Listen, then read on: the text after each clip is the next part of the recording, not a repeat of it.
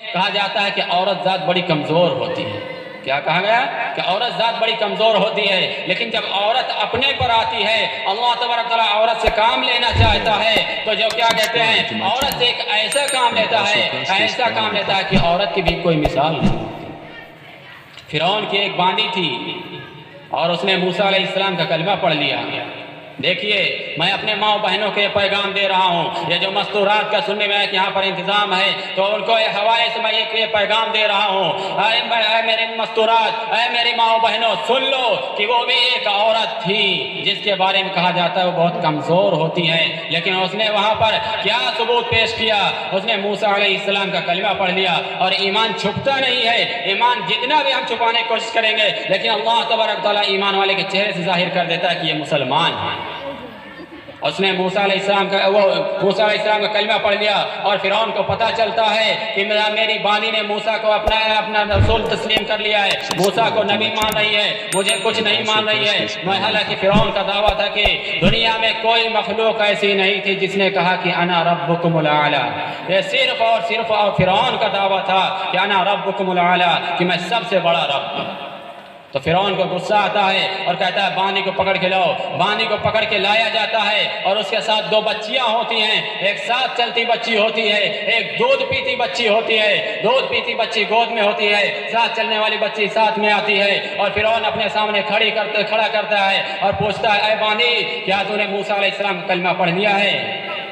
تو باندی بلا جھجک بغیر ڈرے ہوئے کہتی ہے، جی ہاں، ہم نے موسیٰ علیہ السلام کا کلمہ پڑھ لیا ہے اور میں مسلمان ہو چکی ہوں۔ تو فرعون کیا کہتا ہے، اے باندی، اگر تم موسیٰ کو اپنا رسول مانے گی، موسیٰ کا کلمہ پڑھے گی تو میں تجھے بھی قتل کر دوں گا اور تیری دونوں بچیوں کو بھی قتل کر دوں گا۔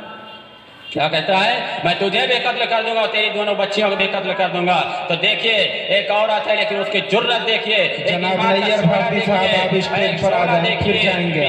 کہتی ہے، آگ جلائی جائے، آگ کے اوپر کڑاہ رکھا جائے، کڑاہ کے اندر تیل کو ڈالا جائے، تیل کو ڈالا گیا اور تیل کو کھولایا گیا۔ تیل اتنا کھولا کہ جیسے دیگچے کے اندر چاول ابلتا ہے پکنے کے ٹائم، ایسے ہی تیل ابلنے لگا۔ تو فرعون کہتا ہے، اسی تیل کے اندر تجھے بھی جلا دوں گا اور تیری دونوں بچیوں کو جلا دوں گا اگر تو نے موسیٰ کا کلمہ پڑھا تو۔ باندی کہتی ہے، تجھے جو کرنا ہے کر لے، لیکن میں اپنے کلمے سے پھرنے والی نہیں ہوں۔ فرعون کہتا ہے کہ اس کے ساتھ چلنے والی بچی کو ہاتھ پکڑو اور اٹھا کر کے تیل میں پھینک دو۔ اور بچی چیخ رہی ہے، امی جان مجھے بچا لو، امی جان مجھے بچا لو۔ لیکن ماں کہتی ہے، بیٹی صبر کر، اللہ ملاقات کا منتظر ہے، اللہ ملنے کے لیے انتظار کر رہا ہے، ہمیں تو اللہ ملنے والا ہے، ہمیں یہ سب نہیں چاہیے۔ اور اس کی بچی کو اٹھا کر کے تیل کے اندر پھینک دیا جاتا ہے۔ ماں کی نظروں کے سامنے وہ بھون کر کے مچھلی کی طرح تیل کے اوپر آ جاتی ہے اور وہ ماں دیکھتی رہ جاتی ہے، ماں دیکھتی ہے لیکن پھر بھی اپنے ایمان سے پھرنے والی نہیں۔ پھر فرعون کہتا ہے، ابھی بھی 2 جانیں باقی ہیں، ابھی بھی تیرے پاس ایک جان ہے، ایک تیری بچی کی جان ہے، ایک تیری جان ہے، بخش دوں گا اور اگر مجھے اپنا رب تسلیم کر لے۔ تو فرعون کی بادی کیا کہتی ہے، کرنا ہے کر لے، فقض ما انت قاض، تو جو چاہے کر لے، لیکن میں اپنے کلمے سے پھرنے والا نہیں ہوں۔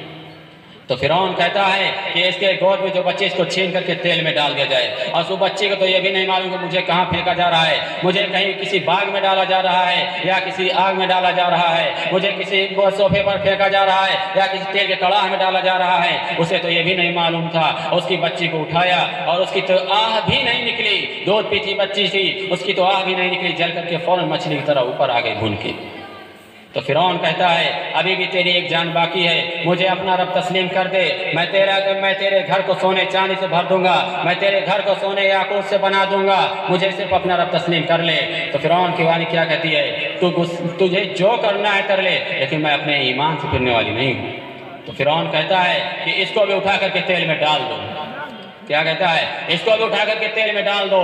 تو بانی کا جواب سنیے، کہتی ہے، اے فرعون، میں اپنے اللہ سے ملاقات کرنے کے لیے جا رہی ہوں، تم لوگوں کی اتنی جرت نہیں ہے۔ کیا کہا، آپ لوگ کی اتنی جرت نہیں ہے کہ آپ مجھے ہاتھ لگا سکو، میں اپنے اللہ سے ملنے کے لیے جا رہی ہوں، میں خود جا کر کے تیل میں چھلانگ لگاؤں گی۔ باندی اتنا بولتی ہے اور کہتی ہے، اے فرعون، میری ایک نصیحت ہے تجھے، اگر تیرا دل چاہے تو اس پر عمل کر لینا اور نہ جی چاہے تو چھوڑ دینا، بس میری خواہش ہے کہ تو یہ کر دے۔ تو کہتا ہے کیا ہے تیری خواہش؟ اپنی خواہش کو بتا۔ تو فرعون کی باندھی کہتی ہے اے فرعون، جب میں بھی تیل کے اندر چھلانگ لگا دوں، میں بھی بھون کر کے مچھلی کی طرح اوپر آ جاؤں، تو میری ہڈیوں کو اور میری بچی کی ہڈیوں کو کسی کتے اور بلی کے حوالے مت کرنا، میری بچی کی ہڈیوں کو اور میری ہڈیوں کو لے جا کر کے کسی زمین میں دفن کر دینا ایک جگہ۔ تو فرعون کہتا ہے تیری اس خواہش کو پورا کیا جائے گا۔ کیا کہتا ہے؟ تیری اس خواہش کو پورا کیا جائے گا۔ اس کا یہ جواب آیا تیری خواہش کو پورا کیا جائے گا، باندھی جاتی ہے، چھلانگ لگا جاتی ہے تیل کے اندر، اور وہ بھی بھون کر کے مچھلی کی طرح اوپر آ جاتی ہے۔ اور فرعون پھر اپنے حواریوں سے کہتا ہے، ایک دم شرمندہ ہو جاتا ہے، اس کا سر نیچا ہو جاتا ہے، کہتا ہے کہ اس کی نصیحت پر عمل کرو، اس کی ہڈیوں کو لے جاؤ، کیا کہتے ہیں، زمین میں کہیں دفن کر دو۔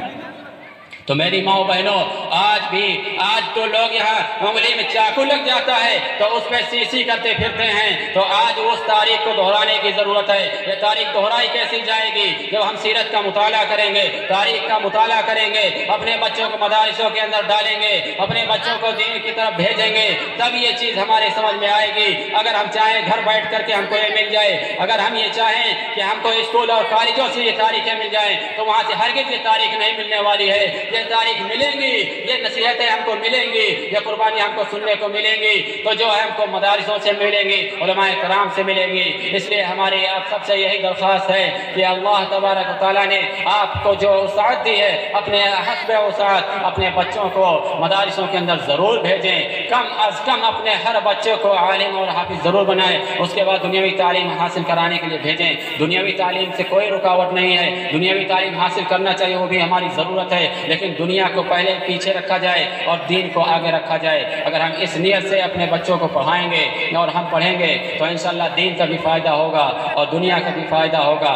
اب میں ایک اشعار کے ساتھ اب یہاں سے اپنی جگہ چھوڑ رہا ہوں کہ میری زندگی کا مقصد تیری دی کی سرفرازی، میری زندگی کا مقصد تیرے دی کی سرفرازی، میں اسی لیے مسلمان، میں اسی لیے نمازی۔ اللہ تعالی ہم سب کو کہنے سننے سے زیادہ عمل کی توفیق دے۔ وآخر دعوانا الحمدللہ رب العالمین۔